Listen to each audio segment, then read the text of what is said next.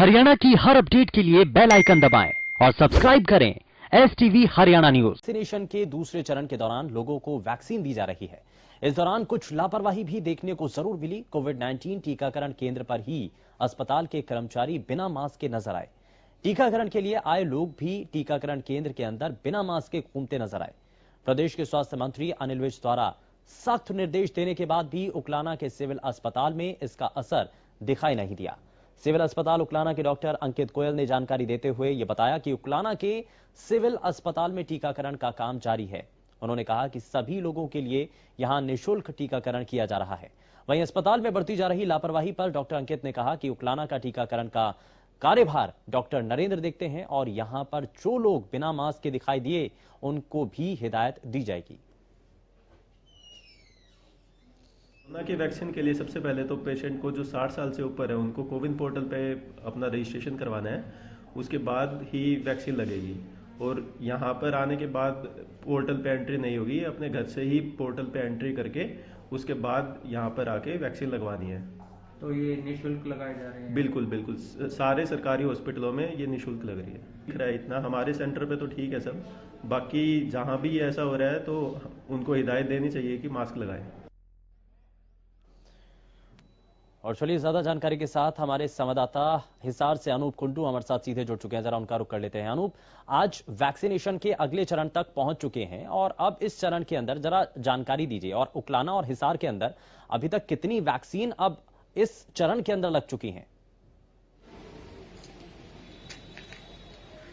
देखिए शुभेंदु जी, जिस प्रकार से दूसरा फेज शुरू हुआ है और देश के प्रधानमंत्री ने भी जो कोविड का टीकाकरण करवाया है, उसके बाद प्रदेश में सख्त हिदायतें दी गई थी, चाहे वो मास्क को लेकर के हो, चाहे दोबारा से सैनिटाइजर को, क्योंकि कुछ मामले दोबारा से बढ़ने के सामने आए हैं। तो इसको लेकर के जब हरियाणा न्यूज की टीम ने आज उकलाना के CSC सेंटर में जाकर के देखा तो वहां पर टीकाकरण का कार्य जरूर चला हुआ था, लेकिन खुद वहां पर कर्मचारी ही लापरवाह दिखाई दिए। जिन कर्मचारी की वहां पर ड्यूटी लगी हुई थी वही बगैर मास्क के वहां पर लोगों का टीकाकरण कर रहे थे, उनकी जांच कर रहे थे, उनके नाम पते लिख रहे थे। तो कहीं न कहीं जिस प्रकार से अनिल विज ने जो आदेश दिए हैं स्वास्थ्य मंत्री ने, उसका असर उकलाना में कम देखने को मिल रहा है। हालांकि यहाँ पर टीकाकरण बिल्कुल निःशुल्क किया जा रहा है और ये भी बताया डॉक्टरों ने कि लोगों का जो है पंजीकरण ऑनलाइन किया जा रहा है, उसके बाद जो लोग आते हैं उनका टीकाकरण किया जा रहा है। लेकिन जिस प्रकार से मास्क के चालान के लिए फिलहाल जो टीमें गठित की गई है और चालान काट रही है, तो कहीं न कहीं ऐसा जरूरी है कि वो जो स्वास्थ्य विभाग है वहां पर भी जाकर के इन चीजों को देखे कि खुद जो लोगों को जागरूक करने का जिम्मा जिनके ऊपर है वो लापरवाही बरत रहे हैं। तो ऐसे में एक बहुत बड़ा सवाल स्वास्थ्य विभाग पर भी खड़ा होता है। जी अनूप, लेकिन आम लोगों को जो कि इस वक्त ये दर्शक हमारे कार्यक्रम देख रहे हैं, जरा उन तक भी ये जानकारी पहुंचे कि आखिर अगर वो 60 साल से उनकी उम्र ज्यादा है तो वो कैसे अपने आप को रजिस्टर कर सकते हैं। इसके दो माध्यम है, एक तो ऑनलाइन और एक ऑफलाइन। ऑनलाइन माध्यम के जरिए कोविन ऐप जो अपने फोन के अंदर डाउनलोड करके अपने आप को रजिस्टर कराना होगा। दूसरा ऑफलाइन माध्यम का जरिया क्या है?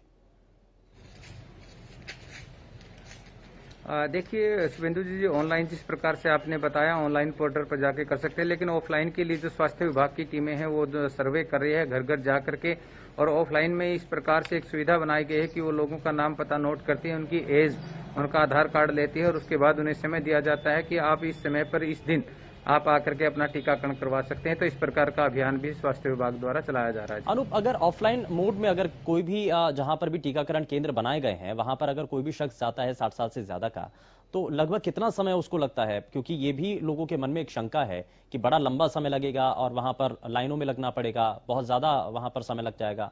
जरा बताइए कि आपने जब वहां पहुंचे तो आपने क्या देखा, वहां कितना समय लग रहा था?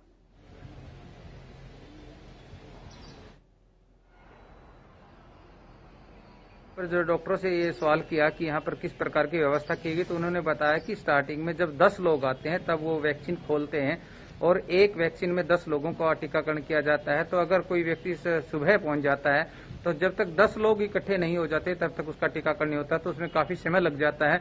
हालांकि बुजुर्ग लोगों के लिए काफी समय तक बैठे रहना बड़ी दिक्कत हो जाती है वहां पर बैठने के लिए।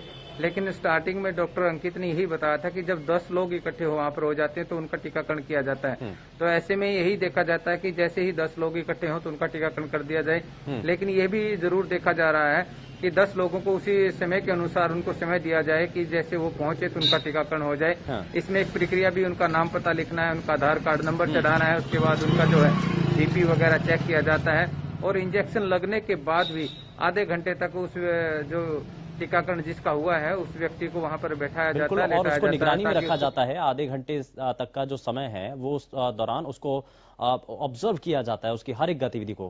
खैर, बहुत शुक्रिया अनूप इस पर जानकारी देने के लिए।